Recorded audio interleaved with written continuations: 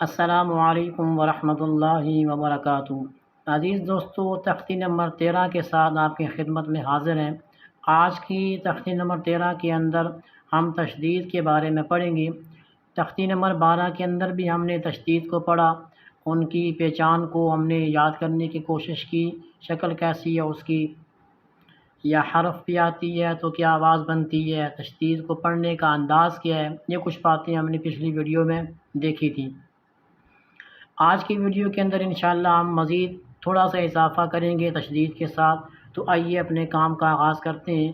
اعوذ باللہ من الشیطان الرجیم،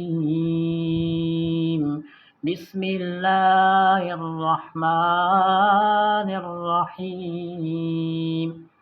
تختی نمبر 13، مشق تشدید۔ پہلا قاعدہ دیکھیں، نون اور میم مشدد میں ہمیشہ غنہ ہوتا ہے، اس کو سمجھ لیجئے۔ نون مشدد، نون ہو اور نون کے اوپر شد آ جائے، جس کے 3 دندانے ہم نے آپ کو سمجھانے کے لیے بات کی تھی۔ نون آ جائے اور اس کے اوپر شد آ جائے، اس نون کو نون مشدد کہتے ہیں۔ اور اسی طرح میم آ جائے اور میم کے اوپر وہ 3 دندانے والی شد آ جائے تو ایسی میم کو میم مشدد کہتے ہیں۔ اب یہاں پر یہ بتایا جا رہا ہے کہ ایسا نون جس پر شد آ جائے یا ایسی میم جس پر شد آ جائے، ان دونوں کو مشدد کہتے ہیں۔ نمبر 2، ایسے نون اور میم پر غنہ بھی ہوتا ہے اور جب تک یہ مشدد رہیں گی ان پر غنہ ہوگا۔ اس کے بعد دوسرا قاعدہ دیکھیں، را ساکن، یعنی ایسی را وہ اس کو را ساکنہ سے پہلے بھی اگر سکون ہو۔ را تو ساکن ہے، را پر جزم ہے، سکون ہے، تو اب اس کے پچھلے حرف کو دیکھیں گے۔ اگر تو اس سے پچھلے حرف پر زبر یا پیش ہو تو وہ جو آگے را ساکن ہے اس کو موٹا پڑھیں گے، اور اگر را ساکن سے پچھلا حرف اس پر زبر یا پیش نہیں بلکہ زید ہے تو پھر وہ را ساکن باریک ہوگی۔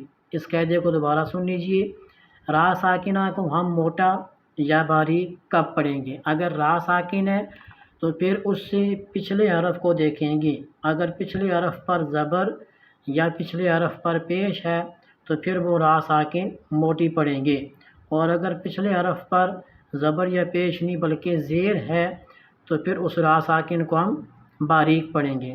چلیے یہاں پر اس کو پڑھ کے دیکھتے ہیں۔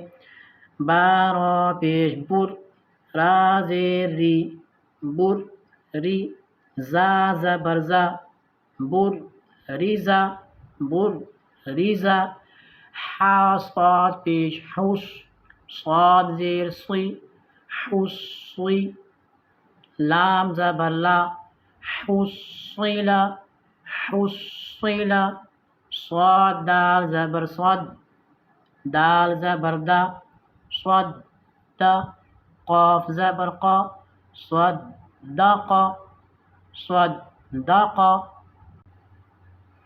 عین دال زبر عد، دال زبر دا، عد دا، دال زبر دا، عد دا دا، عد دا دا، قاف دال زبر قد، دال زبر دا، قد دا، را زبر را، قد درا، قد درا،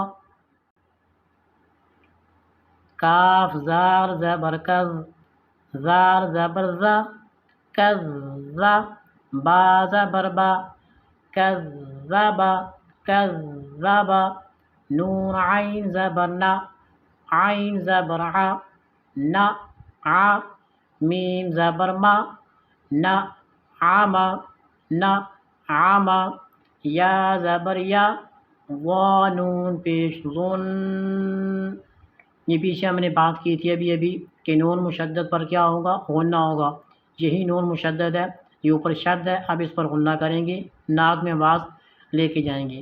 یا زبر یا، وا نون پیش ظن، یا ظن، نون پیش نو، یا ظن، یا ظن، یا زبر یا، حا ضاد پیش حب، یا حب، وا پیش ضو، یا حب ضو، جیم نون زبر جن، نون زبر نا، جنہ، تا دو زیر تن، جنتن، جنتن، ذا را زبر ذر، را زبر را، ذر و، تا دو زیر تن، ذرتن،